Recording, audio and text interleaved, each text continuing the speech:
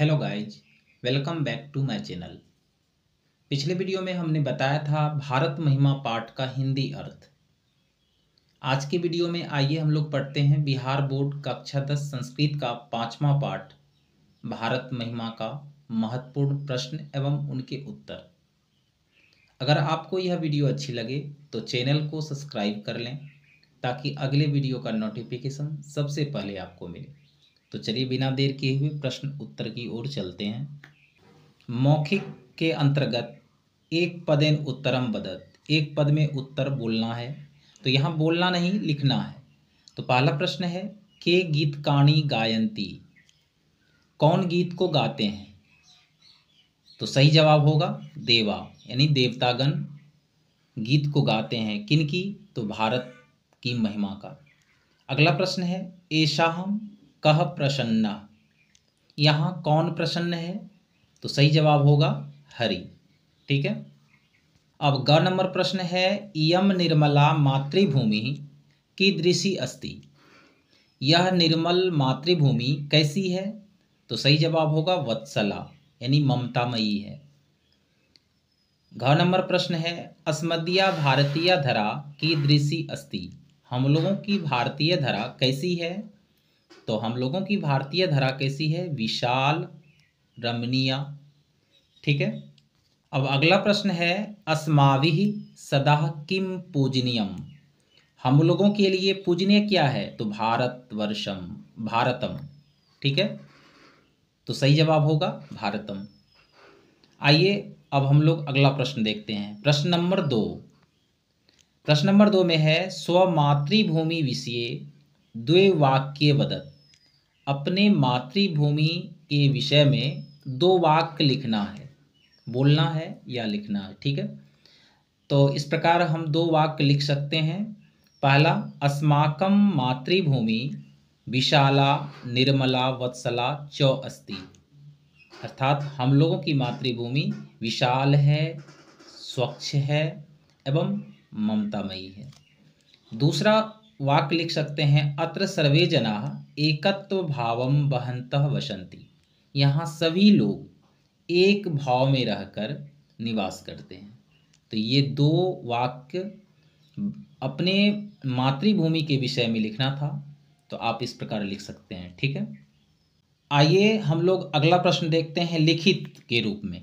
तो लिखित के रूप में क्या है प्रश्न कि एक पदेन उत्तरम लिखत, एक पद में उत्तर लिखना है। तो एक पद में उत्तर लिखने के लिए सबसे पहले हमें प्रश्न को समझना होगा। तो प्रश्न है देवाः काणी गायन्ति, देवता क्या गाते हैं? काणी की जगह प्रश्न किया जा रहा है। तो देवता लोग क्या गाते हैं? गीत गाते हैं। तो काणी की जगह राइट आंसर होगा गीत काणी। ठीक है। अगला प्रश्न है जनेह कीदृशम जन्मम लब्धम, लोग किस प्रकार जन्म लेना चाहते हैं? तो मुकुंद सेवो पायकम, श्री हरि की सेवा करने के लिए यहाँ लोग जन्म लेना चाहते हैं। ठीक। अगला प्रश्न है विशाल धरा का, यानी कि विशाल पृथ्वी किसकी है? तो भारत भूमि। जगत गौरवम किम वर्तते, जगत का गौरव क्या है? तो भारत वर्षम, सही जवाब होगा भारत वर्षम। अब अगला प्रश्न है समेषाम जनानाम का भवेत, सभी लोगों को कैसा होना चाहिए? तो देशभक्त होना चाहिए। ठीक है। तो देशभक्ति या देशभक्त कोई भी आप लिख सकते हैं। अगला प्रश्न है पूर्ण वाक्येन उत्तरम लिखत, यानी कि 2 नंबर प्रश्न क्या कर रहा है? पूर्ण वाक्य में उत्तर लिखना है। पूर्ण वाक्य में उत्तर लिखने के लिए सबसे पहले हम यह समझते हैं कि इसे पूर्ण वाक्य में किस प्रकार लिख सकते हैं। तो जैसे पहला प्रश्न है अस्माकं भारतीय धरा कीदृशी अस्ति, ठीक है, हम लोगों की भारतीय भूमि कैसी है? तो देखिए सबसे पहले आपको देखना है कि प्रश्न वर्ड कहाँ पर है। तो कीदृशी की जगह प्रश्न वर्ड है। ठीक है। अब ये कीदृशी की जगह ही आपको एक शब्द याद रखना है। तो हम लोगों की भारतीय धरा कैसी है? तो वो है निर्मला वत्सला। ठीक है। आपको इतना ही याद रखना है, निर्मला वत्सला। बाकी जो वर्ड्स हैं धरा, भारतीय, अस्माकम, ये सारे वर्ड्स उतार देना है देख करके। बाकी अस्थि जो है वो भी उतर जाएगा, चौ अस्थि यहाँ लगा देना है, वत्सला चौ। तो कहने का तात्पर्य है कि आपको याद नहीं करना है, सिर्फ समझना है और पूर्ण वाक्य में शुद्ध व शुद्ध आपको लिखना है। संस्कृत में अगर आप शुद्धता पर ध्यान नहीं देंगे तो फिर आपका एग्जाम में अच्छे मार्क्स नहीं आएंगे। तो इसलिए ध्यान से शुद्धता के रूप में आपको संस्कृत भाषा का प्रयोग करना है। तो चलिए अगला प्रश्न देखते हैं। अगला प्रश्न है, भारतीय धरा केह काभी चौ सेविता। भारत की भूमि को कौन सेवता है? तो देखिए भारतीय भूमि को कौन कौन सेव रहा है? सागर, पर्वत, निर्झर यानी झरना, ये सभी भारत की भूमि की सेवा करते हैं। ठीक है, तो इनके जगह पर आपको याद रखना है, के की जगह पर आपको याद रखना है सागरे, पर्वते, निर्झरा, ये सभी जो है अपगामी चौ सेविता किसकी? तो भारतीय धरा की। तो भारतीय धरा सागरे पर्वते निर्झरा वहंती भी अपगामी चौ सेविता। अगला प्रश्न है, धर्म जाति प्रभेदे विभिन्नाः जनाः किम वहन्तः वसन्ति। धर्म जाति में बिना भेद किए हुए विभिन्न लोग किस प्रकार यहाँ निवास करते हैं? प्रश्न किया जा रहा है किम वहन्तः वसन्ति। तो एकत्व भावम, सिर्फ आपको याद रखना है एकत्व भावम, बाकी जो शब्द है वो सेम टू सेम आपको उतार देना है। ठीक है, तो इस तरह से पूर्ण वाक्य क्या होगा? धर्म जाति प्रभेदे विभिन्नाम जनाः एकत्व भावम वहन्तः वसन्ति। अगला प्रश्न है, के बारंबार भारते जन्मम गृहन्ति। कौन बारंबार भारत में जन्म लेना चाहते हैं? तो देवतागण। तो के की जगह आपको याद रखना होगा देवा, बारंबार भारतीय जन्मम गृहन्ति। अगला प्रश्न है, सर्वेषाम जनानाम देशभक्ति कीदृशी भवेत्। देखिए प्रश्न किया जा रहा है कीदृशी की जगह, आपको इसी जगह पर एक वर्ड याद रखना है। तो सभी लोगों को देशभक्त होना चाहिए, किस तरह का? तो आदर्श रूपा, आदर्श रूप में आपको देशभक्त होना है। ठीक है, तो सभी लोगों को देशभक्ति, सभी लोगों का देशभक्ति कैसे होनी चाहिए? तो आदर्श रूप। तो इस तरह से पूर्ण वाक्य क्या होगा? सर्वेषाम जनानाम देशभक्ति। ठीक है, यहाँ से देखिए जो भी वर्ड्स हैं सेम टू सेम यही है, कीदृशी की जगह सिर्फ है आदर्श रूपा, अब भवेत तो है ही। ठीक है, तो इस तरह से पूरा वाक्य क्या हुआ? सर्वेषाम जनानाम देशभक्ति आदर्श रूपा भवेत। इस तरह से आप पूर्ण वाक्य में प्रश्न का उत्तर दे सकते हैं और शुद्ध शुद्ध लिखना है। संस्कृत यही कहता है कि शुद्धता जितनी अच्छी होगी उतने अच्छे मार्क्स आएंगे। अब अगला प्रश्न है, भारत भूमि कीदृशी अस्ति। देखिए प्रश्न कहाँ किया जा रहा है? कीदृशी की जगह। तो भारत की भूमि कैसी है? तो आपको याद रखना है निर्मला वत्सला चौ, यानी कि स्वच्छ भी है और ममतामयी भी है। तो इस तरह से पूरा वाक्य इस प्रकार लिख सकते हैं, भारत भूमि निर्मला वत्सला चौ अस्ति। अगला प्रश्न देखिए, भारताजीरे जन्मम लब्धम स्पृहा केशाम अस्ति। तो आंसर क्या होगा? केशाम की जगह प्रश्न किया जा रहा है तो उसकी जगह पर आपको लिखना है देवानाम। तो इस तरह से पूरा वाक्य क्या होगा? भारताजीरे जन्मम लब्धम स्पृहा देवानाम अस्ति। अब प्रश्न उत्तर के बाद कुछ ऐसे हिंदी से संबंधित भी प्रश्न पूछे जाते हैं एग्जाम में, जो आपके लिए बहुत ही इम्पोर्टेंट है। तो आइए उन्हीं हिंदी से संबंधित प्रश्नों को एवं उनके उत्तर को आपके समक्ष लाया हूं, आप भी इन्हें ध्यान से देखिए। तो पहला प्रश्न क्या है? पहला प्रश्न आपके सामने है, मातृभूमि का वर्णन किस रूप में किया गया है? पठित पाठ के आधार पर लिखें। तो मातृभूमि का वर्णन किस रूप में किया गया है? तो हिमालय की गोद में बसा हुआ भारत निश्चय ही स्वर्ग सा सुंदर है। यह मातृभूमि कैसी है? निर्मल एवं ममतामयी है। यहाँ के लोग धर्म जाति के भेदों को भूलकर एक भाव से रहते हैं। इसकी भूमि जो है विशाल एवं रम्य रूपा है।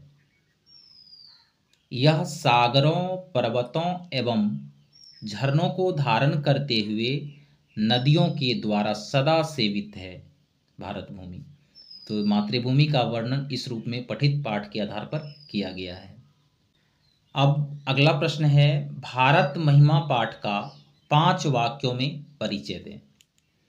तो इस पाठ में भारत के महत्व के वर्णन से संबद्ध पुराणों के 2 पद तथा 3 आधुनिक पद दिए गए हैं। यानी कि पुराणों से 2 पद लिया गया है और आधुनिक पद कितने हैं? 3। तो हमारे देश भारतवर्ष को प्राचीन काल से इतना महत्व दिया गया था कि देवगण भी यहाँ जन्म लेने के लिए तरसते थे। इसकी प्राकृतिक सुषमा अनेक प्रदूषणकारी तथा विध्वंसक क्रियाओं के बाद भी अनुपम है, सुंदर है। इसका निरूपण इन पद्यों में प्रस्तुत है। जो 5 पद दिए गए हैं भारत महिमा पाठ में, उन्हीं पद्यों में भारत महिमा का पद्यों के रूप में प्रस्तुत किया गया है। अब अगला प्रश्न है, भारत भूमि कैसी है तथा यहाँ किस प्रकार के लोग रहते हैं? तो भारत की भूमि कैसी है? निर्मल एवं ममतामयी है और यह भूमि स्वर्ग और मोक्षदायिनी है। यहाँ पर जो जन्म लेता है भगवान की भक्ति करके मोक्ष को प्राप्त कर लेता है। देवता भी इसका गुणगान गाते हैं। किनकी? तो भारत भूमि की। और यहाँ किस प्रकार के लोग रहते हैं? तो यहाँ लोग धर्म जाति के भेदों को भूलकर एकत्व भावम यानी एक भाव से निवास करते हैं। अगला प्रश्न है, भारतीयों की क्या विशेषताएं हैं? तो भारत में जन्म लेकर लोग धन्य होते हैं और हरि की सेवा करते हैं और सेवा करने के बाद उन्हें क्या प्राप्ति होती है? स्वर्ग एवं मोक्ष प्राप्त होता है। देवता भी इसका गुणगान करते हैं। भारत भूमि की देवता भी गुणगान करते हैं। अब अगला प्रश्न है, भारतीयों की क्या विशेषताएं हैं? तो भारतीयों की विशेषता, भारत में जन्म लेकर लोग धन्य होते हैं और हरि की सेवा करते हैं। और हरि की सेवा करने से उन्हें किस चीज़ की प्राप्ति होती है? तो स्वर्ग और मोक्ष की प्राप्ति होती है। देवता भी इसका गुणगान करते हैं। किसकी? तो भारत की महिमा का। भारतीय धर्म और जाति के भेदभाव को न मानते हुए एकता के भाव से यहाँ लोग निवास करते हैं। सभी भारतीयों की देशभक्ति आकर्षक है और दूसरों के लिए आदर्श रूपी है। अब अगला प्रश्न है, भारतीय पाठ में हमें क्या संदेश मिलता है? अथवा इन्हीं प्रश्न को इस प्रकार से भी पूछ सकता है, भारत महिमा पाठ से हमें क्या शिक्षा मिलती है? 5 वाक्यों में उत्तर देना है। तो भारत महिमा पाठ से यह संदेश मिलता है कि हमें भारतीय होने पर गर्व होना चाहिए। हम भारतीयों को हरि की सेवा करने का मौका मिला है और मोक्ष की प्राप्ति का भी अवसर मिला है। हमें देशभक्त होना चाहिए और अन्य भारतीयों से मिलजुल कर रहना चाहिए। भारत महिमा पाठ से हमें यही संदेश मिलता है। अब अगला प्रश्न है, देवता लोग किस देश का गुणगान करते हैं और क्यों? यह 2 प्रश्न किया जा रहा है। देवता लोग किस देश का गुणगान करते हैं और क्यों?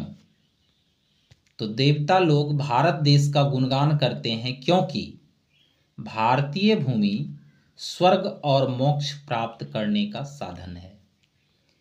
यह देवता, ऋषि मुनियों और अनेक महापुरुषों की जन्म और कर्म भूमि रहा है।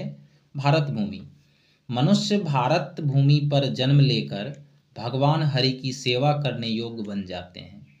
इसलिए देवता लोग भी इस देश में जन्म लेने के लिए तरसते हैं। तो अतः भारत की महिमा का गुणगान देवता लोग भी करते हैं। आज की वीडियो में बस इतना ही। अगला वीडियो होगा इस चैप्टर से संबंधित महत्वपूर्ण ऑब्जेक्टिव। वीडियो पसंद आए तो लाइक, सब्सक्राइब एंड शेयर जरूर करें। धन्यवाद।